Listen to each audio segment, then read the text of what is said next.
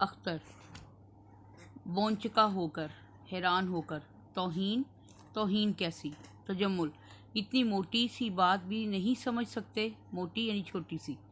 اختر صاف کیوں نہیں کہہ دیتے کہ آپ نے مجھے خرید لیا ہے اور اب میں آپ کے رحم و کرم پر ہوں؟ تجمل یہ بات نہیں ہے اختر، ملائمت سے یعنی نرمی سے۔ غور کرو کتنی عجیب حالت ہوگی میری۔ میں نے فردن کئی دوستوں کو چائے کی دعوت دے دی ہے، فردن ایک ایک کر کے، اور وہ ضرور شام کو آئیں گے۔ اختر میرے جانے یا نہ جانے سے اس دعوت پر کیا اثر پڑ سکتا ہے؟ تجمل میں سمجھتا ہوں نا فرق پڑتا ہے۔ اب اس پاگل پن کو چھوڑو اور اطمینان کے ساتھ بیٹھ جاؤ۔ اختر آپ مجھے اس طرح روک نہیں سکتے۔ تجمل روک نہیں سکتے؟ خوب، جس شخص کو میں اپنا سمجھ رہا ہوں اس پر مجھے اتنا حق بھی نہیں ہے کہ اسے کسی پاگل پن سے روک سکوں۔ آج تم اتنی بلندیوں یعنی اونچائیوں پر پہنچ گئے ہو، اس لیے جانا چاہتے ہو۔ تم میں اس بات کا احساس نہیں کہ تمہیں ان بلندیوں تک پہنچانے میں نے بھی کچھ حصہ لیا ہے۔ اختر آپ اصرار کرتے ہیں یعنی زور دیتے ہیں تو سنیے۔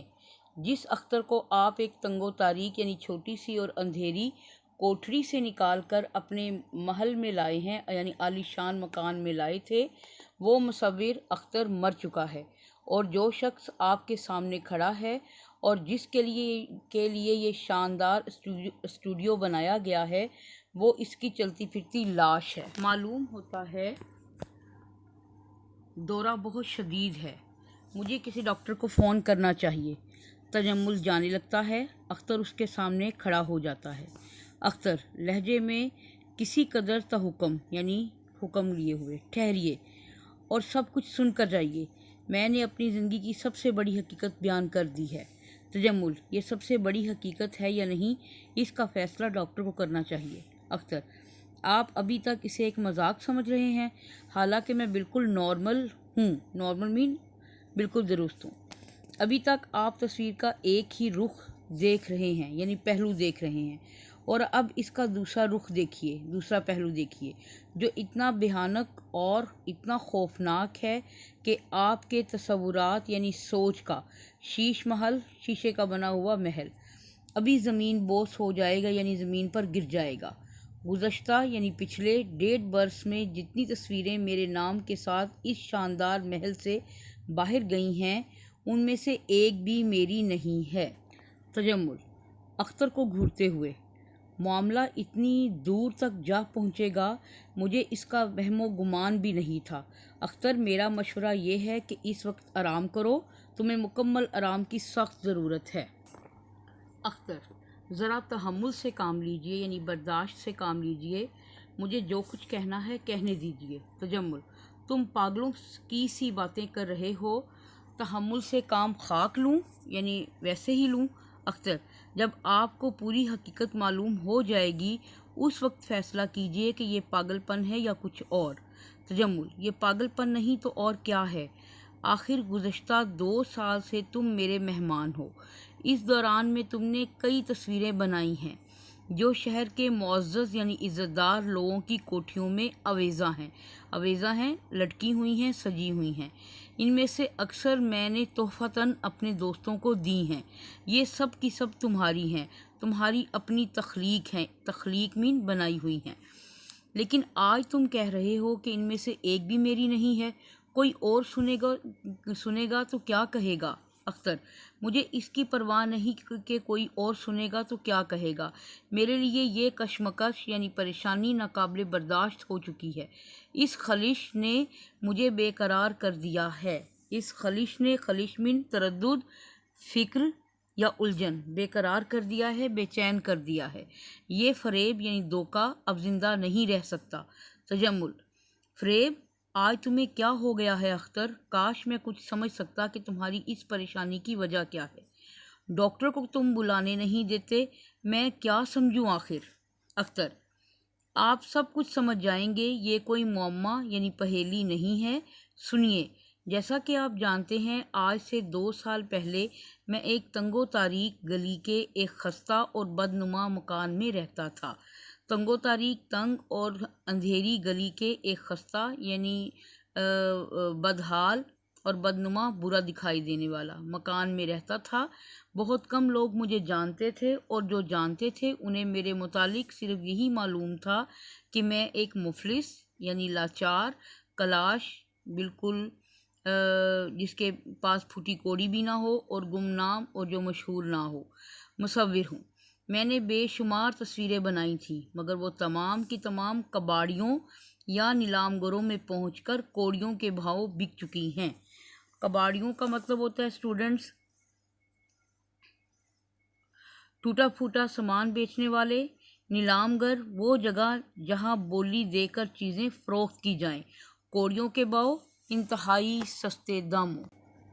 زندگی اسی حالت میں گزر رہی تھی کہ اتفاقاً تصویروں کی ایک نمائش گاہ کہتے ہیں میلہ لگانے کی جگہ، وہ جگہ جہاں چیزیں دکھانے کی غرض سے رکھی جاتی ہیں، میں میری آپ سے ملاقات ہو گئی۔ آپ نے میری تصویروں میں دلچسپی لی اور مجھے اسی شام کو اپنے ہاں چائے پر بلا لیا۔ میں اپنے ہزاروں ہم پیشہ بھائیوں کی طرح غربت کی چکی میں پس رہا تھا۔ غربت کی چکی میں پسنا یعنی غربت کی مصیبت کو برداشت کرنا۔ یہ کوئی ایسی بات نہ تھی جو چھپی رہ سکتی۔ آپ نے میری حالت کا اندازہ لگا لیا اور اس بات پر اصرار کیا یعنی زور دیا کہ میں اپنے غربت قدے سے نکل کر یعنی اپنے غریب خانے سے نکل کر آپ کے ہاں آ جاؤں تاکہ اطمینان کے ساتھ فن کی خدمت کر سکوں۔ آپ نے میرے لیے یہ کمرہ وقف کر دیا، وقف کرنا خاص کر دینا، اور مجھے زندگی کی ضروریات سے بے نیاز کر دیا یعنی بے پرواہ کر دیا۔ ان باتوں کے ذکر کی کیا ضرورت ہے اختر؟ میں یہ بتا دینا چاہتا ہوں کہ آپ کے سلوک نے مجھ پر کتنا اثر ڈالا۔ میں سمجھنے لگا آپ نہایت اونچے درجے کے انسان ہیں۔ دولت مند ہونے کے باوجود آپ کے پہلو میں ایک ایسا دل دھڑک رہا ہے جو انسانیت نواز ہے۔ انسانیت نواز ہونا یعنی لوگوں کو نوازنے والا، جس میں ساری دنیا کا درد سمایا ہوا ہے۔ آپ نے اپنے دوستوں کو بلا کر انہیں میری تصویریں دکھائیں۔ آپ نے بڑے بڑے اداروں کے دفتروں میں میری تصویریں آویزاں کرائیں یعنی سجوائیں۔ آپ نے میری شہرت کے لیے میری تخلیقات رسائل کہتے ہیں رسالے کی جمع کو، جس کا مطلب ہوتا ہے میگزین، اور جریدہ کی جمع اخبارات میں چھپوائیں۔ سچ مچ اس وقت آپ میری نظروں میں ایک دیوتا تھے، ایک فرشتہ تھے، ایک ایسی ہستی تھے جس کی تعریف ہمارے قصوں اور کہانیوں میں کی گئی ہے۔ تجمل: میں نہیں سمجھ سکتا اس ذکر سے تمہارا مقصد کیا ہے اختر، مگر تھوڑے عرصے بعد ہی ایک بھیانک خیال اپنا منحوس سایہ، منحوس کا مطلب ہوتا ہے نحوست بھرا یا برا، میرے ذہن پر ڈالنے لگا۔ مجھے محسوس ہونے لگا کہ میں نے آپ کی ذات کے بارے میں جو کچھ سوچا ہے وہ محض یعنی صرف میری اپنی خوش فہمی ہے، حقیقت کچھ اور ہے۔ تجمل: کیا مطلب اختر؟ مجھ پر یہ حقیقت واضح ہو گئی ہے کہ آپ کی سرپرستی تو محض ایک اشتہار ہے۔ سرپرستی کرنا، نگہبانی کرنا۔ آپ کی مصور نواز تصویریں بنانے والے کو نوازنے والا، آپ کی مصور نواز شخصیت کا، اس سرپرستی میں آپ کا ایک خاص مقصد چھپا ہوا ہے۔ تجمل: کیا کہہ رہے ہو تم اختر؟ آپ مجھے نواز رہے تھے مگر ایک خاص مقصد کی خاطر، اور وہ مقصد یہ تھا کہ آپ سوسائٹی یعنی معاشرے کو بتانا چاہتے تھے کہ دیکھو میں کتنا اچھا ہوں، میں نے ایک غریب اور مفلس مصور کو اپنے ہاں پناہ دی ہے۔ پناہ دینا، ٹھکانہ دینا۔ اب یہ جو کچھ بنا رہا ہے محض میری سرپرستی کا نتیجہ ہے۔ میں نے اس کی صلاحیتوں کو یعنی اس کی خوبیوں کو زندہ رکھا ہے، ورنہ یہ کب کی ختم ہو چکی ہوتی۔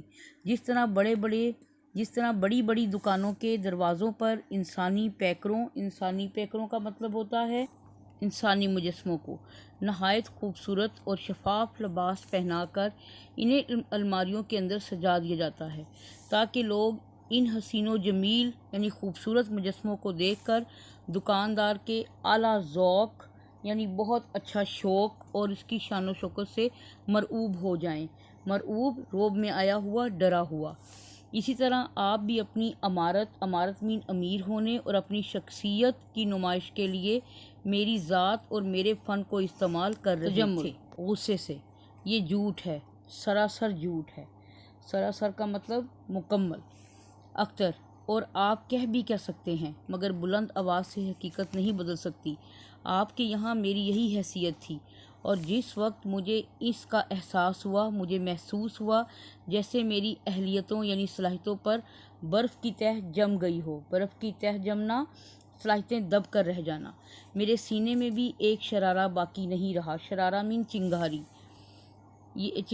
یہ احساس میرے لیے سہانے روح ثابت ہو رہا ہے، سہانے روح ناگوار تکلیف دہ، کہ اپنے جگر کا خون دے کر یعنی سخت محنت کر کر میں نے فن کی جس شمع کو اب تک روشن رکھا ہے، فن کی شمع یعنی فن کو باقی رکھنا، اس کا مقصد آپ کی شاندار کوٹھی اور آپ کی شخصیت کو جگمگانے کے علاوہ اور کچھ بھی نہیں۔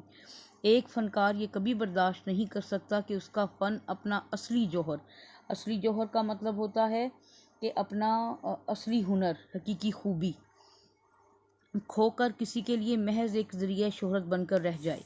انہی دنوں مجھے ایک ہم پیشہ دوست مل گیا جو بدستور غربت کی چکی میں پس رہا تھا لگاتار۔ میں نے اسے اپنی ذہنی کیفیت بتائی۔ ذہنی کیفیت کا مطلب ہوتا ہے اپنی ذہن کی حالت، اور التجا کی یعنی درخواست کی کہ وہ مجھے اپنے ہاں رہنے کی جگہ دے دے۔ یہ سن کر اس نے کہا، دیکھو، اگر تم آج کل تصویریں نہیں بنا سکتے تو کوئی حرج کی بات نہیں، یعنی نقصان کی بات نہیں۔ تمہارے لیے میں تصویریں بناتا رہوں گا۔ تم مجھے اتنے پیسے دے دیا کرو کہ میں اور میرا خاندان عزت و آبرو یعنی شرافت اور عزت کے ساتھ زندہ رہ سکیں۔ یہ تجویز یعنی مشورہ میرے لیے ناقابل برداشت تھا، مگر اس کا اصرار کم نہیں ہوتا تھا۔ اس طرح وہ کھیل شروع ہو گیا جو دنیا کا سب سے گندا اور ذلیل کھیل ہے۔ مجھے یہاں روپے حاصل کرنے میں کوئی دقت یعنی مشکل پیش نہیں آتی تھی۔ یہ روپے میں اسے دے دیتا تھا اور وہ مجھے اپنی تصویریں، تجمل، ان تصویروں کو تم، اختر، اپنی تخلیق بنا کر پیش کر دیتا تھا۔ تجمل اس انداز سے اختر کو دیکھتا ہے جیسے ان الفاظ سے اسے دھچکا سا لگا ہو یعنی صدمہ سا ہو۔ تم مجھے دھوکہ دیتے رہے ہو اب تک۔ اختر: دھوکہ یا کچھ اور؟ بہرحال واقعہ یہ ہے کہ نیازی کو وقتاً فوقتاً سکے ملتے رہے، مجھے بنی بنائی تصویریں، اور آپ کے فن کی قدر افزائی کا مطلب ہوتا ہے اسٹوڈنٹ عزت دینا، اور مصور نوازی کے لیے سوسائٹی میں عزت و احترام۔ تجمل: میں کبھی سوچ بھی نہیں سکتا تھا کہ تم اتنی پست سطح پر اتر چکے ہو۔ پست سطح پر اترنا، اس کا مطلب ہوتا ہے گھٹیا یا کم۔ اختر: میں نے خود کبھی نہیں سوچا تھا، لیکن اس سطح پر اترنے کے لیے مجبور تھا۔ نیازی نے مجھے کئی تصویریں دی ہیں۔ یہ تصویریں آج آپ جیسے معزز لوگوں کے ڈرائنگ روم کی زینت ہیں۔ یہ زینت ہیں یعنی کہ خوبصورتی ہیں۔ وہ پہلے کی طرح مفلس نہیں ہے۔ وہ اپنی بہن کی شادی کر چکا ہے۔ اسے روٹی اور کپڑے کی بھی تکلیف نہیں۔ اب مالک مکان بھی اسے پریشان نہیں کرتا، مگر میں جانتا ہوں کہ اس کے دل کی کیفیت کیا ہے، یعنی اس کے دل کی حالت کیا ہے۔ اپنی اولاد کو چند سکوں کے عوض کا مطلب ہوتا ہے بدلے، دوسروں کو سونپ دینا یعنی حوالے کر دینا ایک ایسا تکلیف دہ واقعہ ہے جس کا اندازہ آپ نہیں لگا سکتے۔ آج جب اس نے سنا ہوگا کہ اس کی بنائی ہوئی تصویریں اول انعام کی مستحق قرار پائی ہیں یعنی کہ حقدار قرار پائی ہیں، تو اس کی کیا حالت ہوئی ہوگی، وہ کیا سوچے گا۔ میں اس تصور ہی سے کانپ جاتا ہوں۔ تجمل: تو اب تک تم نے ہمیں دھوکے میں رکھا، اپنی نالائکی چھپاتے رہے۔ میں نے اتنی آسائشیں یعنی سہولتیں بیکار مہیا کی تھی۔ اختر: آپ ان کی قیمت وصول کر چکے ہیں۔ ہمیشہ کی طرح اس سودے میں آپ ہی کو فائدہ ہوا ہے۔ تجمل: اس قدر فریب دینے کے بعد اپنے محسن یعنی احسان کرنے والے کو جلی کٹی سناتے ہو۔ جلی کٹی سنانا، تانے دینا۔ تمہیں شرم نہیں آتی؟ اختر: مجھے شرم کیوں آئے گی؟ شرم تو آپ لوگوں کو آنی چاہیے جو بلندیوں پر پہنچنے کے لیے ہزاروں انسانوں کو اپنی سیڑھی بنا لیتے ہیں، جو ایک فنکار کی سرپرستی بھی کرتے ہیں تو اپنے مطلب کے لیے۔ تجمل: اپنے گریبان میں منہ ڈال کر دیکھو۔ گریبان میں منہ ڈالنا یعنی اپنے عیبوں کو دیکھو کہ تم کیا ہو۔ احسان فراموش، کسی کی نیکی کو بھول جانے والا، چور، مجرم۔ اختر: میں سب کچھ ہوں، مگر تم کیا ہو، یہ بھی تو کہو۔ تجمل: میں؟ اختر: ہاں تم، بتاؤ، خاموش کیوں ہو، بتاتے کیوں نہیں ہو؟ دوسرے کے جرم دیکھ لیتے ہو، دوسروں کو مجرم کہتے ہو مگر اپنے متعلق کچھ نہیں کہتے۔ بتاؤ کون ہو تم؟ رؤف آتا ہے۔ دونوں خاموش ہو جاتے ہیں۔ وہ خبر بالکل درست ہے جناب، پہلا انعام اختر صاحب ہی کو ملا ہے۔